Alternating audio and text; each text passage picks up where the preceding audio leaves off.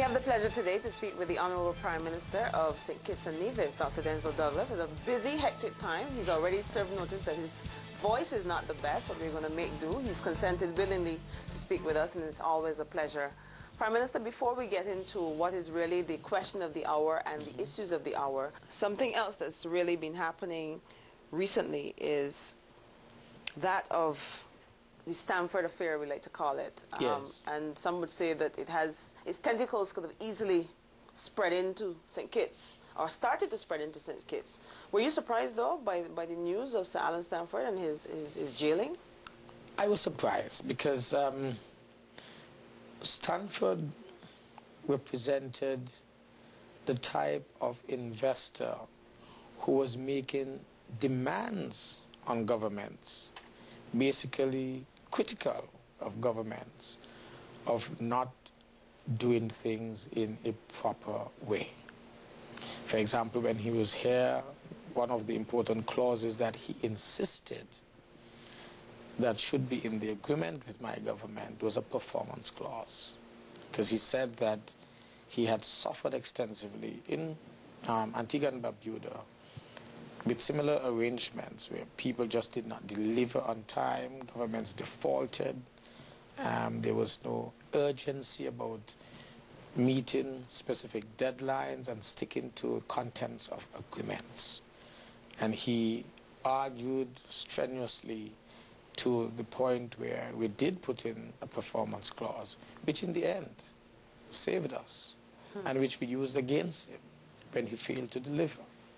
But again, he probably may not have had any serious intention of establishing himself here, in the sense that people felt, at least former Prime Minister of Antigua, Mr. Bird, felt that he was trying to use us and other countries as pawns in order to leverage what he wanted from Antigua in situations where the government was refusing to deliver what he was demanding. So when you said performance clause, what did you tell him? Because, and I want to challenge this idea that he wasn't serious, because we got the sense that the areas earmarked outside the airport was similar to how he earmarked developments and proceeded with them in Antigua, so... Well, but if you have an enormous amount of money, you are able, if you're playing a game, you're able to do things like those without really being seriously affected.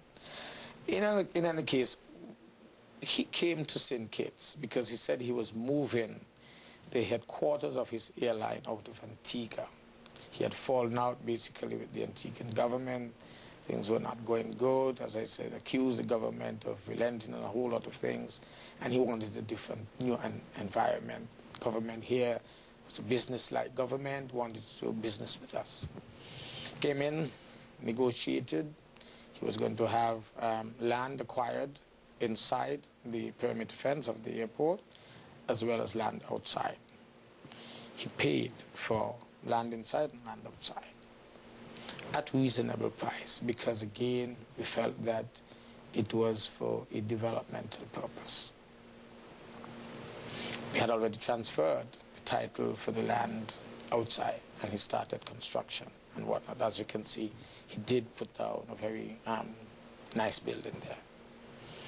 The land inside the airport, however, he was demanding that the title be transferred. There was a lag in time because we had to prepare the land so that he could utilize it to build his hangar and so forth. And while we were waiting to do that, we then discovered that he was not going to move his headquarters here again. He began to cut the staff, Caribbean, was it Star or Caribbean Sun, whatever it was having problems, and soon he ceased operations. I imagine you would have been mad with him. What did you say to him at that time? Well, we demanded that he perform as he had promised to perform. Otherwise, of course, we would take certain actions. And so we went to the court and filed the necessary document so that the building could not be sold or transferred to anyone else, because we felt that we would have first access to the building. Secondly, we refused to transfer the title for the second portion of land inside of the airport because he had not performed. And he was understanding. He sent someone down to negotiate with us. And eventually also we were at the point of transitioning out of sugar. And we demanded of him a settlement of having access to a revolving fund, which we used with our development bank here and the Bank of Antigua, where persons who were former sugar workers were able to access small loans on very, very concessionary terms in order to be able to learn new skills, start their own businesses as self-employed persons, and in this way start a new life once the sugar industry was closed. So does that make anyone in St. Kitts culpable now that he has all of his holdings, all of his investments are before, under scrutiny by the SEC in the United States? Should the sugar workers in St. Kitts be concerned? Should anyone be concerned? Should you be concerned? No, I don't think so. We are not concerned at all because we definitely understood very clearly the terms of the settlement that we've had once we began to demand the performance under the clause. And he was unable to deliver because the airline had closed. He had moved into St. Croix, I think, his headquarters. And so we were able to feel very comfortable that we'd not done anything wrong. We were very right in our position, and he understood. What, of course, I think happens now is the building was used. That's another thing. We told him that he had to find ways of employing people. So he brought in one of those call centers. And so there was some telemarketing. We had about close to 230 people employed there. When the news broke as to his infringement of the law, that business closed as well. And so at the moment, we've had some impact from his own transgressions. What sort of impact? Because that's what I'm trying to get at. Well, you had about 230 people who were employed there as telemarketers. I think the business belonged to him, jointly belonged to him. A lot of the people who had employed that particular facility apparently didn't want to have much to do with him after he had been implicated in all of these transnational crimes. And so they could not find clients. So the business eventually came to a halt, and the business now is no longer there.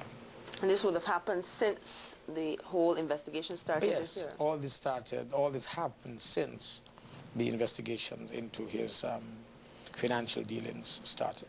So this is the only impact that St. Kitts has suffered? It is the only impact that we have suffered here. The fact that the call center operations, of which we understand he was a part, that has ceased to function.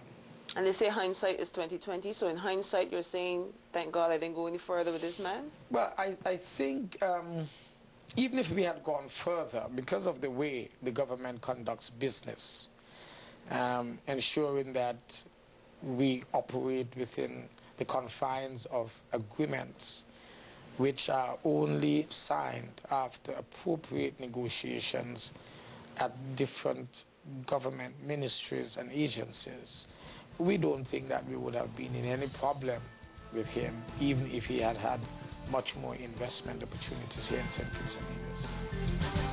Still to come, the petition leader zeroes in on matters of crime and the economy.